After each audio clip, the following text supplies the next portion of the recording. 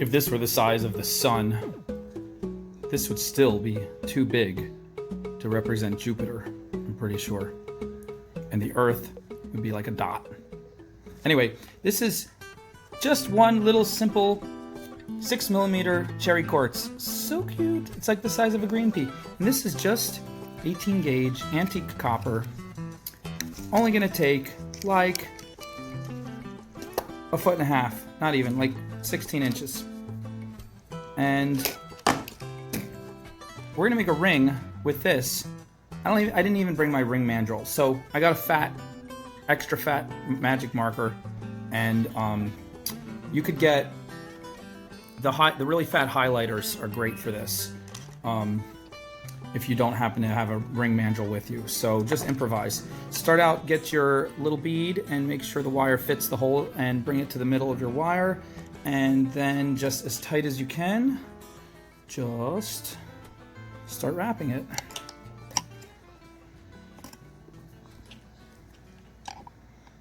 Around and around like that. And just let it come around. And like a planet with rings, you might think of Saturn, but more than just Saturn has rings. Other planets have rings too. It's true. If you don't believe me, just understand that you should always believe me, because I know these things. You can trust me. So you can wrap it as many times as you want till you feel like your little bead is really tucked in securely. But eventually bring the two ends together like this, and then get your ring mandrel or fat magic marker, whichever you want to use. Press very tightly and bring these guys around like this. And now you want this to lay flat, so you got to kind of muscle it in. There you go. And sometimes I'll even take the pliers and press them like this.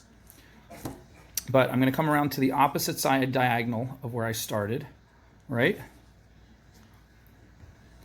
And I'm going to press the bead really tight against here because I want to make kind of a circle going around it like that. And what I'm going to do, I'm going to take it off here now. And now I'm going to curve these two wires with my thumb and get them through here like that and pull them all the way through. Whoop. And then take this part here where it overlaps and try to slide it as close up to the stone as I can, like that, and try to make this tight. You can also use your pliers a little bit, pinch them together, pull these parts if you want to get it extra tight. But most of it you can probably do with your fingers. So we're going to come around like this, right? And now, looks good so far, right? Now let's come around and do this side. That. Now, as you see, this is going diagonal. It's not a perfect ring right now, so we'll put it back on our makeshift ring mandrel and get it straightened out a little bit. And you can do this from time to time. And if you don't do it until the very end, you should probably still be fine, but this is just good. Helps keep it in shape. And this, even though this looks like a fat marker, this might only be a 6 or maybe a 7 size, but we'll see. And now we're going to come around here.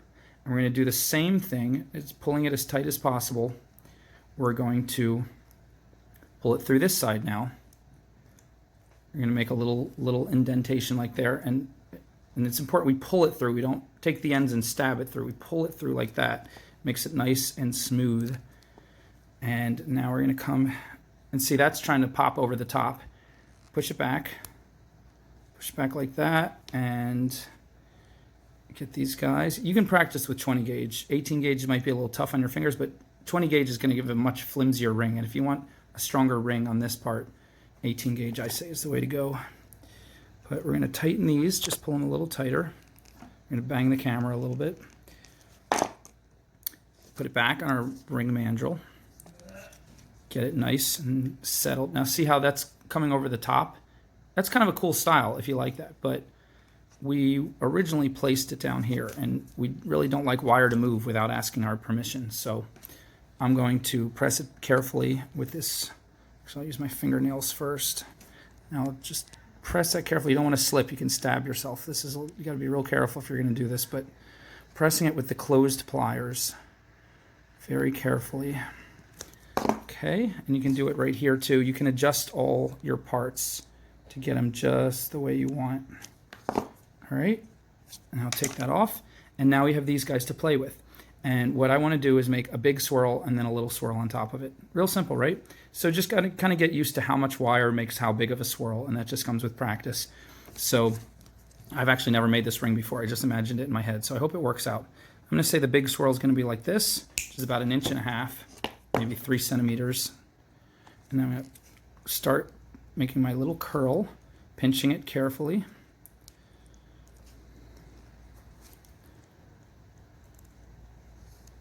Rolling it a little more, pinching it again, and then once you can get a good grip, you can just turn it sideways and start rolling it. But you got to hold it very tight, because if you slip, you're going to scratch the wire, and it's not going to look pretty, and you want it to look pretty.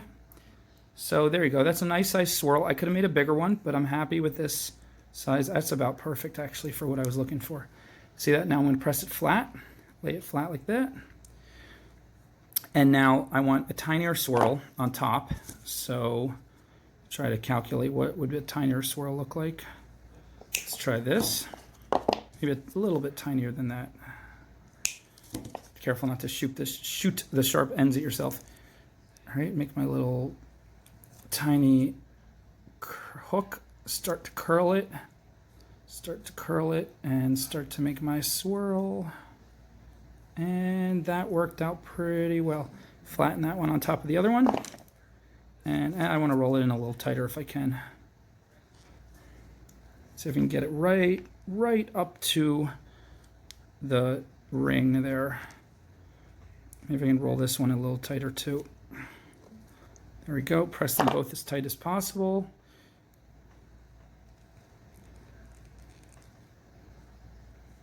And there we have a very elegant, cute ring. I can pinch these guys down a little bit more. Careful, I'm pinching carefully because I don't want to scratch it. And that's popping out. I'm going to push it down as I'm pinching it. It holds it down extra tight.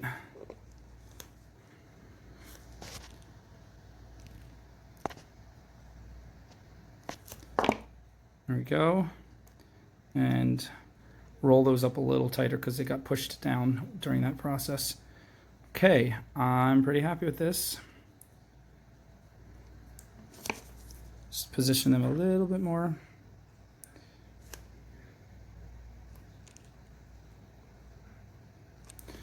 Okay, and there we have it. Again, I want to roll this guy a little bit tighter up here. There we go. So they're kind of cascading down over each other. And one more time, put it on the ring mandrel. It's good shape. Let's test it. My pinky is a 7. Yep, it's about a perfect 7. So that is fun. One piece of wire, one little 6mm bead, and you have a nice little elegant ring. And you can do other fancy patterns too. You can pull the wire out further and make wider swirls. You can do little loop-de-loops going around. But this is a nice, cute, elegant way to start. And no glue, no extra wire, just one piece. Nice and fun. And it's so cute. It's just such a cutie pie.